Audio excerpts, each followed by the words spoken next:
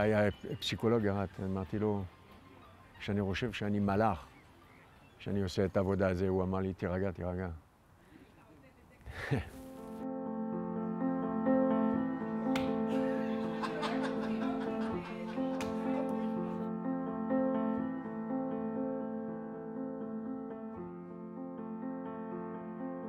נתקלתי בקריס בפעם הראשונה לפני כשנה, כשהוא משוטט במסדרונות בית החולים. אייפד ביד אחת, אף אדום מפלסטיק ונעליים במידה 60. מיד נשוויתי בקסמיו. הרגשתי שמאחורי השפם המסולסל מסתתר לו סיפור מרתק. אחרי 20 דקות שיחה, הוא הזמין אותי אליו הביתה. יונתן, בוקר טוב. בוא, תיכנס. דקה אחרי שנכנסתי לבית, ציפתה לי הפתעה. את קירות הבית מעטרות ברכות של רבנים וחמסות. 3 נשים בבית, כולן שומרות שבת. אבל קריס, הוא ממש לא בעניין. זה הדרך שלי, אתה רואה? כל הדברים של הפרושים פה, פרות ויותר, מה שנשאר. יש לי בול סבון, אף האדום כמובן, איזה קסם אחד, בלונים, מוזיקה.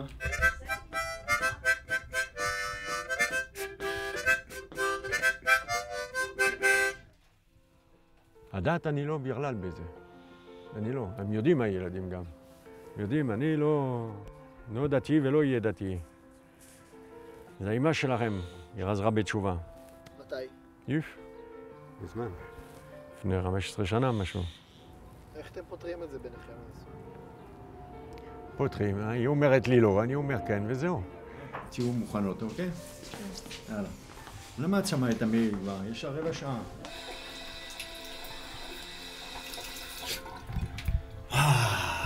אבא.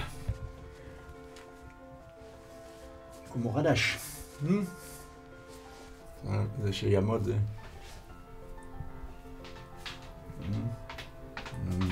יפה. כזה אתה רוצה לבית ספר? למה כך? נכון משהו. איפה מה האוכל שלך? בגיל 10 ברחתי מהבית. בגלל אבא שלי הוא קנה לי חיילים, אני יודע מה, צעצוע. והצעצוע הזה, הרלפתי אותו עם מישהו אחר בבית ספר. כשחזרתי הביתה, אמא שלי אמרה לי, ואיבוד שהבא רוזה הביתה, איזה מכות תקבל. אז במקום לרקות הערב שהוא בא לתת לי מכות, ברחתי מהבית. לקחה אותי הביתה, זה רת זונה שם. היא לקחה אותי אצלה בבית, יומיים, רק חזרתי הביתה. יום טוב. ביי, יום טוב. 2 לאחר מכן, אמו של קריס נהרגת בתאונת דרכים. קריס נשלח לפנימייה, ואחרי כמה חודשים מחליט לברוח. את גיל ההתבגרות שלו הוא מעביר כנווד. מסתובב ברחבי העולם, עד ששומע על מקום שנקרא ישראל. שם הוא מתחיל להופיע, תחילה כקוסם ואחר כך כליצן.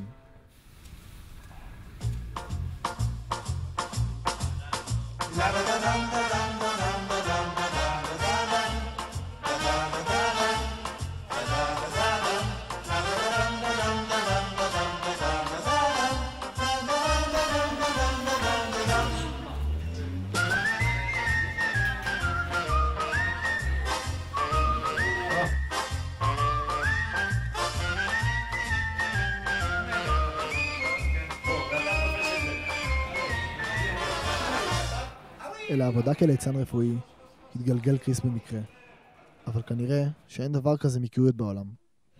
כך הפך בית החולים לביתו השני.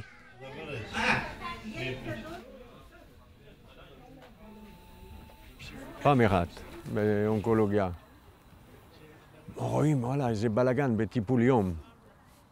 טיפול יום זה שקט בדרך כלל, פה בלגן שלם. טק, האחיות כובשים, מה קורה פה? אם יש ילד זה שאתם מכירים, הוא עולה למות. זה קשה, מה? אתה עוצר הכל, אה? ועוד, הבא הוא קורא לי. הוא אומר, בוא, הנה החבר שלך רוצה לשחק איתך. אז זה קשה, אתה בורא איתם. אתה עם הילד, אתה לא יכול, מה? הוא עולה למות עכשיו. זה קשה. אתה יוצא מהחדר, אתה כזה... קשה מאוד. ואז בא עוד ילד, פה, הוא מושיע אותך למטה. הוא אומר, בוא, תעשה לי בלון, תעשה לי בלון. אז אתה שם את האף עוד פעם, מחיה, ועושה לו בלון.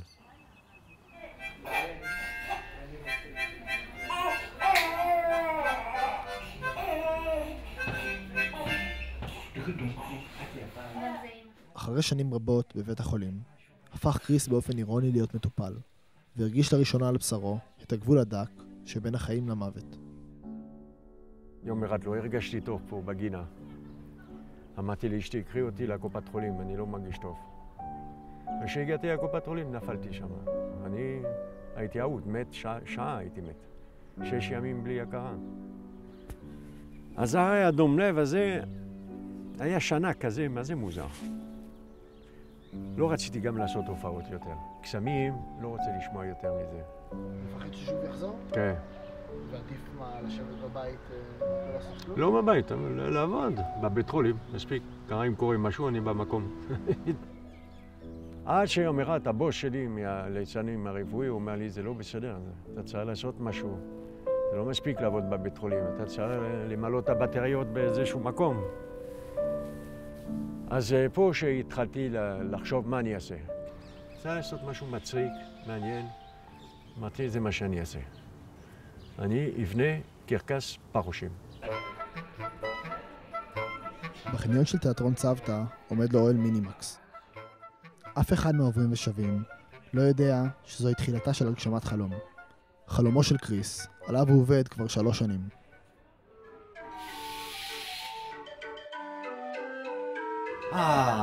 יופי שהגעתם.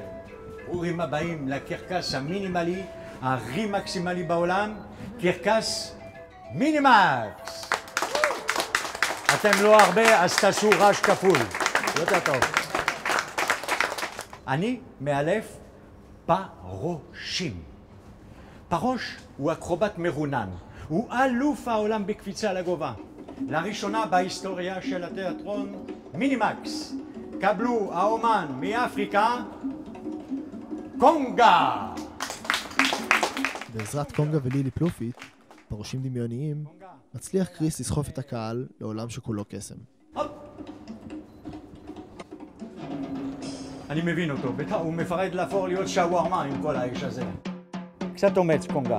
הלאה, תתרכזו בארגז חול, כאן ירבן. איקון, צא! וואו, כל הכבוד לקונגה! כל הכבוד! החלום שלי שעשיתי את זה שיש לי כמו קרוון מאחורי האוטו, ואני מגיע לאיזה קיבוץ, שלום, בוקר טוב, בואו תראו הקרקס בערב, אילוף פרושים, כמו שלא ראיתם בעולם. אני שם את האוהל, עושה 3 הצגות בערב שמה, וממשיך. וזה הרעיון, לרדת מיישוב לקיבוץ, למושב, לעשות סיבוב כמו קרקס גדול. זה היה הכי טוב.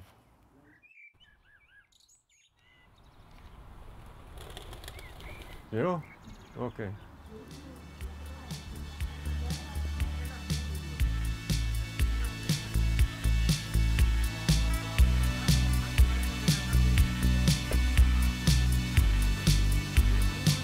השמש על הכיפק היום.